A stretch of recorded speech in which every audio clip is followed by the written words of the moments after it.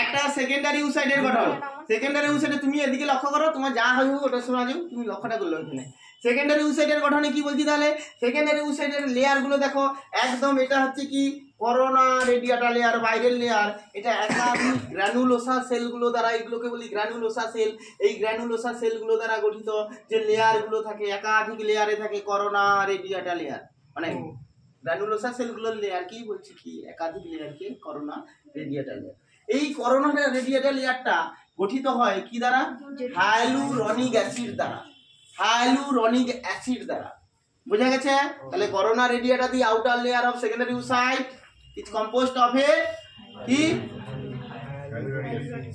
hyaluronic acid layer or granulosa cell layer which is composed of hyaluronic acid। হয়েছে?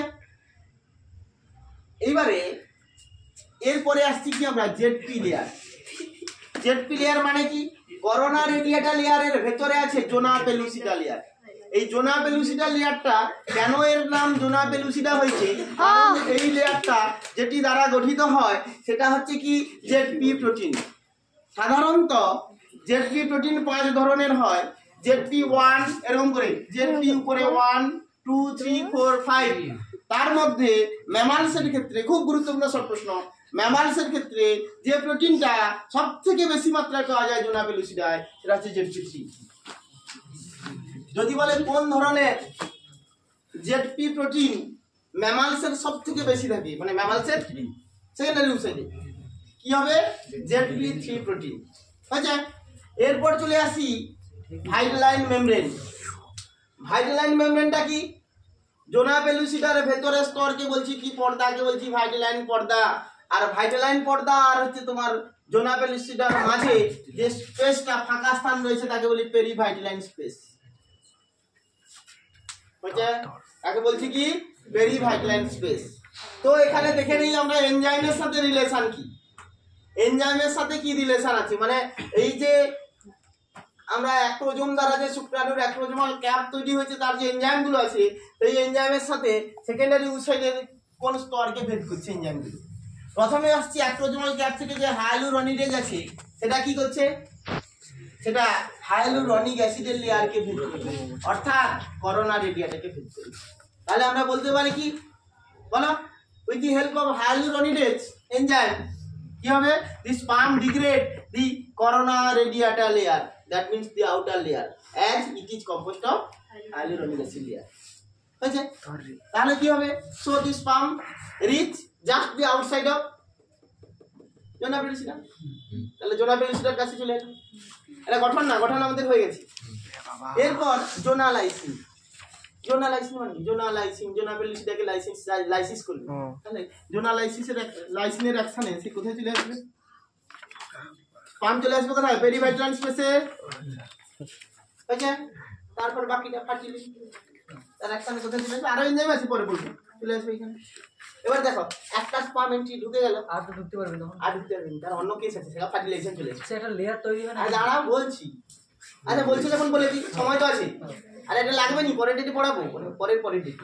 এইখানে কি আছে দেখো, এইখানে কি থাকে জানো, কর্টিক্যাল দানা। একটা স্পার্ম যখন ঢুকে যাচ্ছে, একটা স্পার্ম যখন এন্ট্রি হয়ে যাচ্ছে, তখনই ক্যালসিয়াম আয়ন আছে সে ঢুকে যাবে, মানে ডিম্বাণুর চারপাশে ক্যালসিয়াম চ্যানেল আছে, ক্যালসিয়াম চ্যানেল দিয়ে ক্যালসিয়াম আয়ন ঢুকে। আর সি অরিজিনাল হলে সমুদ্রে ক্যালসিয়াম আছে ঢুকে, আর এ হলে ফিমেল রিপ্রোডাক্টিভ ট্র্যাকে ক্যালসিয়াম আছে ঢুকে।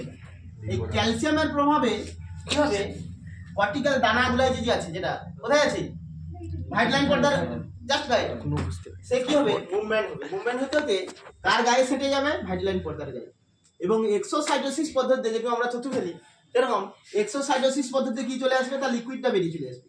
তাহলে প্রত্যেকটা থেকে যদি এক্সোসাইটোসিস পদ্ধতিতে কর্টিক্যাল দানা থেকে লিকুইড বেরিয়ে আসে, তাহলে সে কি হবে, পেরিভাইটালাইন স্পেসে জমা হবে, জমা হয় একটা মোটা লেয়ার তৈরি করে, যাকে ফার্টিলাইজেশন মেমব্রেন মানে সে পর্দা বলছি, তাহলে অন্য স্পার্ম ঢুকতে পারবে। এটা একটা ফার্স্ট ব্লক টু পলিস্পার্ম। ধীরে বলো না, এত জোরে বলো কেন? আরে এটা তো পরে পড়াইবো আবার, দেরি হয়ে যাচ্ছে। হ্যাঁ, তাকে বলছি কি ফার্স্ট ব্লক টু পড়ে সে লিখবে, ও বুঝতে পারলে পারবে, সব লিখবে, আর পরে কইব, নোট আছে সব আছে, এখন শুধু শুনে রাখো। স্যার কোন সময় দুটো আগে ঢুকে আরে বলছি দুটা কোনোদিন ঢুকলে ওভার নষ্ট হবে জমজ যে হয় সেটা অন্য কনসেপ্ট প্রচুর কন্ট্রোল করতে সেটা আরো একটা হয় কি এটা গেল তাহলে এটা ফার্স্ট ব্লক টু পলিশ পারমি কেন ফার্স্ট ব্লক কেন করি পলিশ পারমি মানে কি বাবা একটা ওভাম একাধিক স্পাম দ্বারা নিষিদ্ধ হলে পলিশ পারমি যেটা লোয়ার অর্গানিজমে কিছু কিছু ক্ষেত্রে দেখা যায় মানে তোমার আরে ইঁদুর সিঁদুরের ক্ষেত্রে একসাথে 9টা বাচ্চা ধানের ক্ষেত্রে দেখা যায় বলছি তো এখানে কি হয়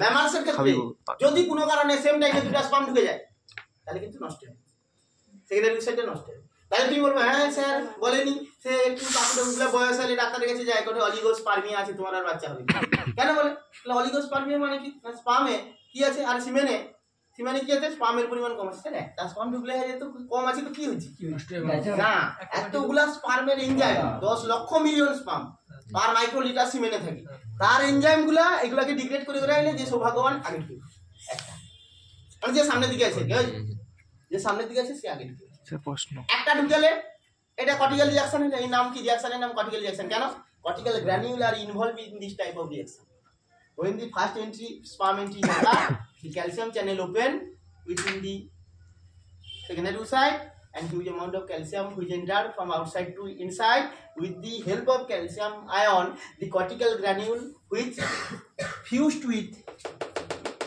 bolo তার সঙ্গে ভাইটালাইন membrane and release their content by the exocytosis process and to create a thick membrane that is called fertilization membrane নিষেধ পর্দা এটা গেল ফার্স্ট ব্লক প্রথম পরিষেবা দিল ফার্স্ট ব্লক করলো যে সেকেন্ড আর নাই যে তুই ঢুকতে পারি সেকেন্ড ব্লক